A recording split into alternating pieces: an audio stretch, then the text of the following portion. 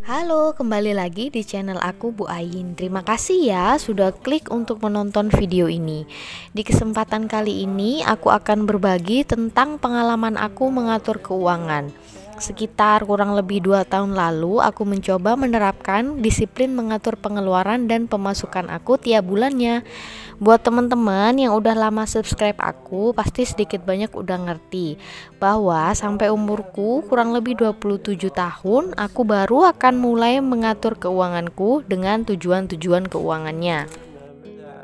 Nah, seperti yang sudah disepakati, setiap orang memiliki cara dan tujuan keuangannya sendiri-sendiri. Selain itu, setiap orang memakai sepatunya juga beda-beda, tidak berangkat dari garis yang sama dan memiliki keistimewaan dan cobaannya masing-masing. Jadi nggak bisa lagi untuk disama-samakan, oke?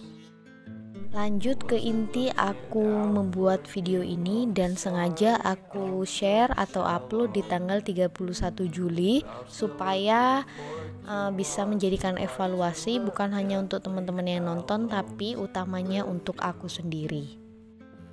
Menurutku mengatur keuangan sama halnya menjalani hari demi hari. Kebiasaan setiap orang berbeda-beda. Kebiasaanku setiap kecil dari dulu memang diajari menabung, tapi seingatku aku tidak diajari untuk berbelanja atau spending. Jadi aku belajar sendiri bagaimana dan metode apa yang paling cocok untuk aku terapkan di kehidupan aku yang baru ini dengan merinci seluruh pemasukan dan pengeluaran aku. Sampai pada satu titik aku melakukan kesalahan dan lagi-lagi kesalahan yang aku lakukan sama halnya dengan pelajaran yang aku dapatkan. Jadi aku akan berbagi dan bercerita mungkin tips atau beberapa hal yang aku lakukan sehingga menyebabkan rencana yang sudah aku mulai terapkan rutin setiap harinya mulai sedikit goyah gitu ya. Jadi sambil aku menulis pengeluaran di bulan Juli kemarin, aku juga akan cerita poin per poinnya, oke? Yang pertama, aku tidak lagi konsisten untuk mencatat pengeluaran aku. Itu kesalahanku. Jadi aku mulai menggampangkan, mulai menganggap remeh hal-hal yang kecil sebenarnya, cuman aku sering tunda-tunda untuk mengerjakannya. Biasanya aku tiap malam atau mungkin tiap habis belanja atau jajan aku langsung menulis di buku jurnal aku, tetapi kemarin aku tidak melakukannya lagi dengan alasan nanti aja aku akan ngerekap. Nah, di sini salahnya aku sudah mulai tidak konsisten. Yang kedua, aku sudah tidak fokus lagi pada diri sendiri karena banyak faktor ya teman-teman. Aku yakin gak cuma hanya aku, apalagi teman-teman yang sudah memiliki mungkin anak atau mungkin kebutuhan-kebutuhan lain yang mendesak pasti akan mendistract tujuan-tujuan yang sudah kita bangun mulai awal tahun. Mungkin gak semua, tapi pasti salah satu dari teman-teman pasti sedikit mulai goyah dalam melakukan rutinitas yang itu-itu saja. Yang keempat, aku mengalami keadaan yang baik dan nyaman. Yang aku rasakan itu zona aman banget. Jadi mungkin aku pikir-pikir keadaan ini aku sadari menjadi cobaan dan gangguan buat aku. Setelah itu mengganggu, penyesalan pun datang. Dan sesuatu yang direncanakan berantakan, tapi aku akan tetap fokus karena masih aku bisa rapikan kembali. Jadi intinya aku akan mulai dari nol lagi, walaupun dengan privilege yang aku punya ini menurut teman-teman tidak dimulai dari nol, tapi it's okay karena kita sudah sepakat di depan kita tidak berada di sepatu yang sama. Jadi aku putuskan untuk tetap semangat, tetap belajar, tetap mau konsisten, tetap mau fokus, dan tetap mau menjalankan setiap rutinitas yang sudah aku rencanakan. Selalu diingat bahwa waktu adalah teman terbaik untuk kita bertumbuh. Oke? Terima kasih buat teman-teman yang sudah nonton video aku sampai dengan sekarang. Ini aku sudah mulai mencatat pengeluaran aku mulai harian atau mungkin pengeluaran wajib setiap bulannya aku sudah langsung catat rapi.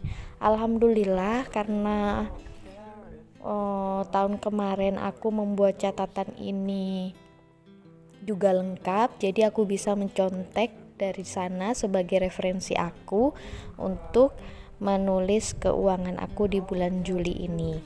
Setelah selesai aku menulis, aku memutuskan untuk relaksasi bersama suami aku di rumah aja. Aku mau rendam kaki kita dengan air garam supaya kesel-kesel atau pegel-pegel di badan itu hilang. Tambah aromaterapi supaya pikiran jadi tambah rileks, dan sedikit ngobrol supaya ada interaksi dan evaluasi dari setiap apa yang kita lewati. Lumayan lah, murah di rumah dan happy juga. Kalau teman-teman sendiri, apa biasanya yang dilakukan untuk merelaksasi atau sekedar santai aja di rumah? Coba tulis di kolom komentar atau mungkin ingin cerita kepada kita. Nah, jadi ini tuh aku siapkan bak, terus diisi dengan air panas, terus dikasih air dingin. Jadi suhu airnya itu anget-anget kuku gitu, lalu dimasukin garamnya. Nggak harus garam yang ada aromaterapinya, teman-teman juga bisa pakai garam biasa. Dimasukkan aja lalu direndam kaki 15-20 menit gitu deh. Alhamdulillah setelah selesai kita quality time, aku pergi belanja sebentar. Kebetulan masak tahu dan tempe aja, karena daging kurban masih ada, telur juga masih ada, dan stok ayam juga masih aman. Ini aku sedikit share beberapa laporan pembukuan aku di bulan Januari, Februari di tahun 2021. Alhamdulillah masih rapi semuanya. Aku masih bisa menjadikan laporan tersebut sebagai acuan untuk motivasi aku kembali memulai disiplin aku yang sudah tidak fokus lagi itu. Tapi it's okay, aku akan tetap semangat dan mulai sedikit demi sedikit merapikan kembali pembukuan aku. Seperti yang dilihat, aku mulai lagi untuk membuat tantangan gak jajan atau beli barang selama 1 bulan.